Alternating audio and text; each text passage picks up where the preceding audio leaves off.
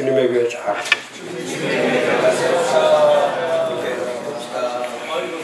오늘은 특강 6월의 성령 목회 6, 7월 됐어요.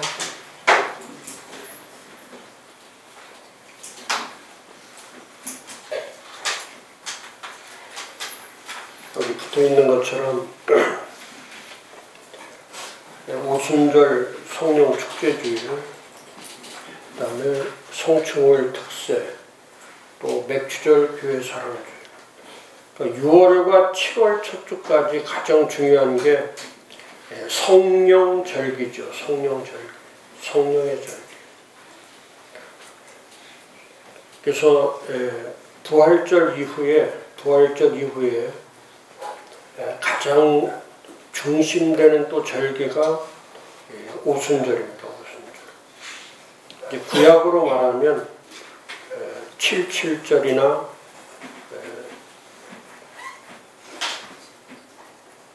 초실절이나 맥주절이나 다 그런 의미를 가지고 있고, 신약의 오순절은 구약의 그 77절의 의미는 하나님의 율법과 관계되어 있는 것이죠. 하나님의 율법, 또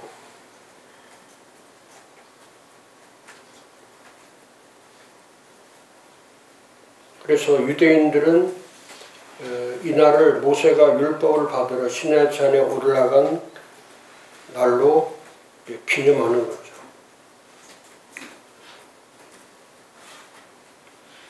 그래서 출애굽기 19장 1절이나 11절이나 16절에 보면은 77절은 구약의 절기로서 하나님께 십계명과 율법을 받아온 날로 지키는 거죠. 그러니까 구약적 개념은 율법과 십계명과 율법의 주 내용으로 되어 있고, 신약의 오순절은 약속된 성령을 주셔서 성령 강림절이라고 부르는 거죠. 예수님 말씀하신 것처럼 성령이 임하신 날. 그래서 성령이 임하심으로 인해서 그리스도의 교회가 시작되는 거죠. 그래서 오늘 저희들이 지키는 것은 물론 구약의 절기 의미도 있지만 신약의 오순절 절기, 다시 말하면 성령 강림의 날, 또 교회 출발의 날, 또 기독교, 사실상 기독교 첫 교회인 원형교회가 설립된 날을 의미하는 거죠.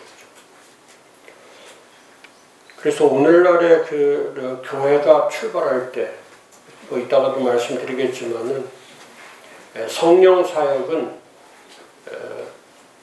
교회의 축제일이죠. 축제일, 가장 축제가 되는 날. 성령이 오심으로 인해서 교회가 시작되는 축제일이 된 거죠.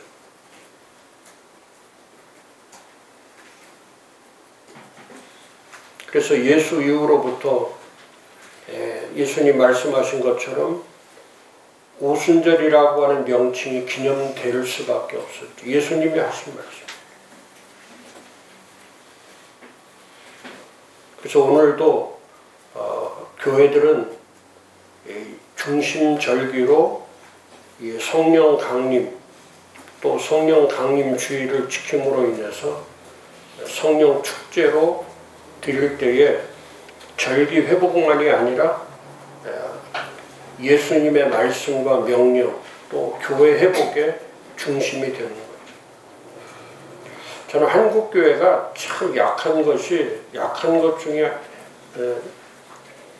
약한 것이 예배 사역과 절기 사역이죠. 주일 예배 사역과 절기 사역이 약합니다.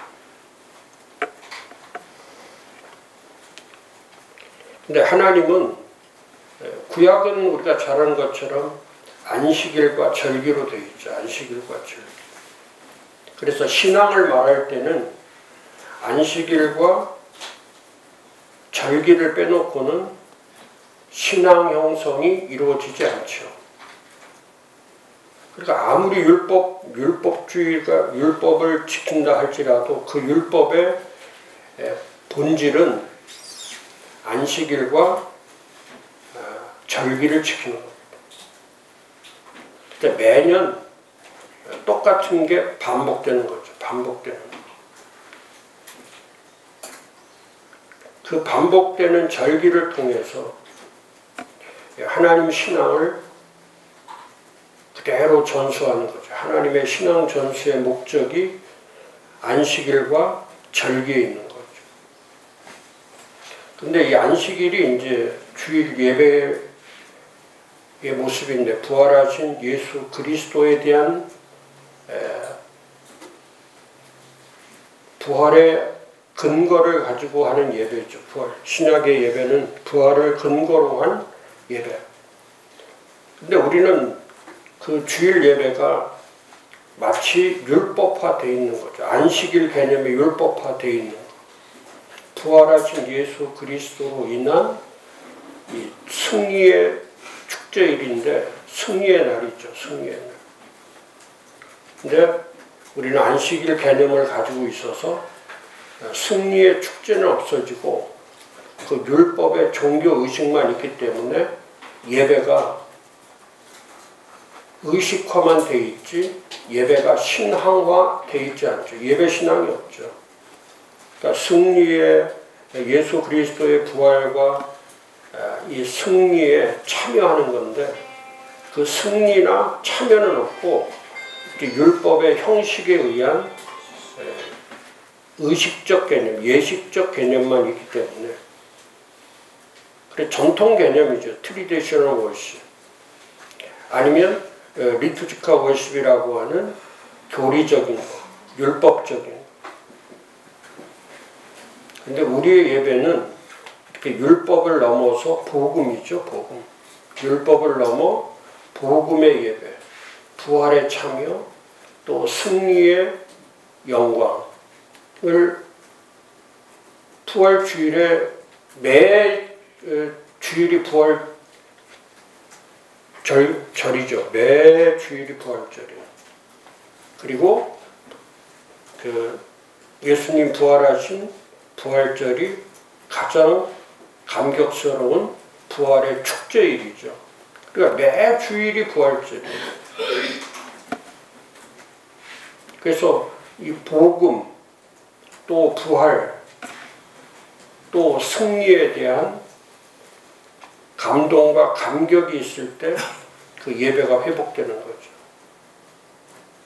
그래서 율법적이고 교리적이고 전통적이고 형식적인 예배가 아니라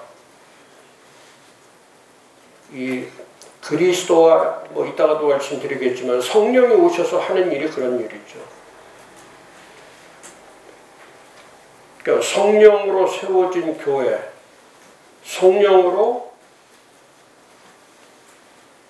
말씀된 그런 교회들이 약하기 때문에 그러니까 자연적으로 주일 예배가 형식화되어 있는 것뿐이고 또 하나는 한국 교회는 절기가 없죠.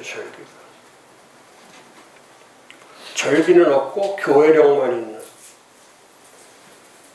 그러니까 지키기는 지키는데 교회력을 지키지 절기를 지키지 않죠. 예를 들어서 그 구약의 3대 절기 6월절과 77절과 초막절 이 3대 절기는 그야말로 이스라엘 신앙의 중심이죠. 6월절, 77절, 초막절.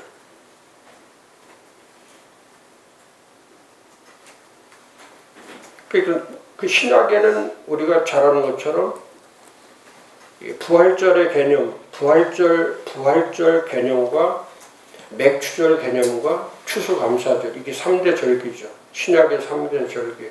부활절, 오순절, 추수감사절. 근데 이게 하나님에 대한 삼위일체 신앙이죠. 절기는 삼위일체를 가리킵니다. 부활절이 우리가 잘 알지만 이건 예수님에 대한, 그 다음에 오순절이 성령님에 대한, 그 다음에 추수감사절이 그건 하나님에 대한. 그래서 결국 절기의 목적은 삼위일체 하나님에 대한 신앙이죠. 삼위일체 하나님에 대한 신앙. 그러니까 이거는 교회력이 아니죠. 절기는 신앙이죠. 신앙. 절기 자체가 신앙이에요. 신앙. 그래서 절기를 지키라고 명령하신 거죠. 그러니까 신약에서는 새 언약의 절기예요. 구약의 절기가 유월절, 칠칠절, 초막절이 똑같은 의미인데 새 언약으로 바뀐 거죠. 새 언약. 예수 그리스도가 오심으로 인해서 새 언약으로 바뀐 거예요. 절기가 사라진 것이 아니고 새 언약으로 절기가 더 강화된 거죠. 절기를 강화시킨 거예요. 예수님이 오셔서 부활의 영광을 또 오순절을 통해서 성령의 이행, 성령의 역사를 또 추수감사절, 감사절을 통해서 하나님에 대한 주권을, 하나님에 대한 주권적 역사, 그게 1년에 3대 신앙을 얘기하는 거예요. 3대 신앙. 그래서 오늘의 교회 회복은 예배와 주일 예배와 절기가 회복되지 않으면 그건 교회가 회복될 수 없는 거죠. 그런 의미에서 그럼 왜 우리가 6월과 7월 첫 주까지 약 40일 동안에 왜 성령이 역사하시는 교회가 돼야 되나? 왜 성령, 오순절의 역사가 있어야 되나? 그래서 첫 번째 우리가 중요한 것은 성령이 하시는 일이 뭐야? 성령의 일, 성령의 활동.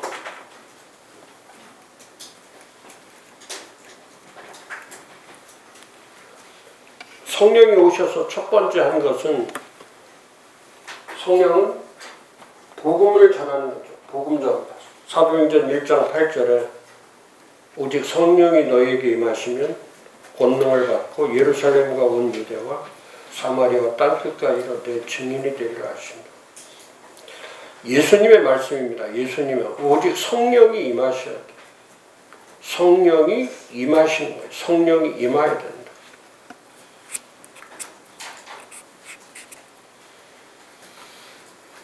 근데 성령이 임하지 않으면 복음은 전해지지 않죠. 그 베드로전서 1장 12절에 이 섬긴 바가 자기를 위한 것이 아니요 너희를 위한 것임이 계시로 알게 되었으니 이것은 하늘로부터 보내진 성령을 힘입어 복음을 전하는 자. 그러니까 하늘로부터 보내진 성령을 힘입어야 성령을 힘입을 때 복음을 전하는 자가 된다. 그러니까 전도를 못하는 게 아니라 복음을 전하지 못하는 이유가 뭐냐면 하늘로부터 보내신 성령을 힘입지 않을 때, 성령이 임하지 않을 때, 그러니까 성령이 함께하는 거죠. 구약의 성령의 특징은 로이드 존스 목사가 그렇게 말했죠. 구약의 성령은 함께하는 것, 함께하다가 떠나시고 함께하다가 떠나시고. 그러니까 구약은 성령이 제한적으로 하는 거. 그러니까 with 함께 하시는 거예요. 그냥 with. 근데 신약의 성령은 함께 하는 것과 동시에 내주하는 거죠. within 하는 거예요. within 내주하시는 거예요. 내주에 계시는 거예요. 누구에게나 내주하요.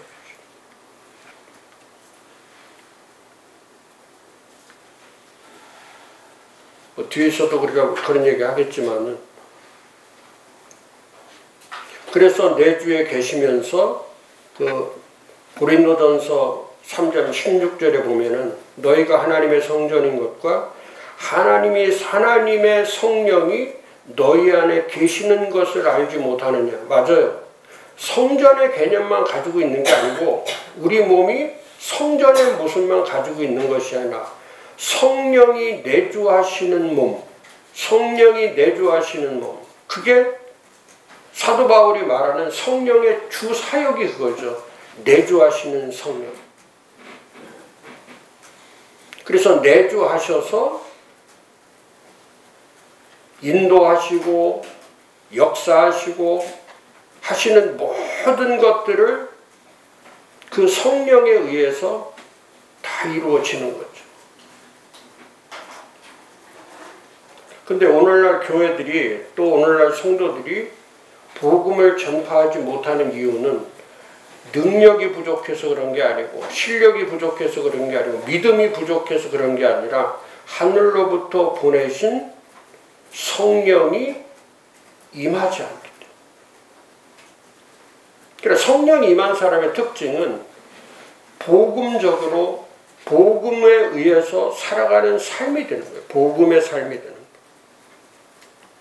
그게 첫 번째 예수님이 말씀하신 거죠. 사도행전 1장 8절은 첫 번째 말은 성령이 임하면 예루살렘과 온 유대와 사마리아와 땅끝까지 이르러 내 증인이 된다. 그러니까 전도자가 아니라 복음의 증인이 된다. 복음의 증인.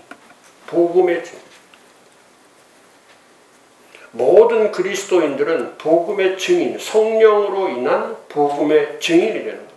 복음의 증인이 되는 거죠. 복음 전파자가 되는 거죠. 그게 성령의 첫 번째 목적이에요. 복음을 전하는 거죠. 그래서 땅끝까지 이르러 복음 전하게 하시는 일이 성령이 역사하십니다. 제가 안타까운 게 그거죠.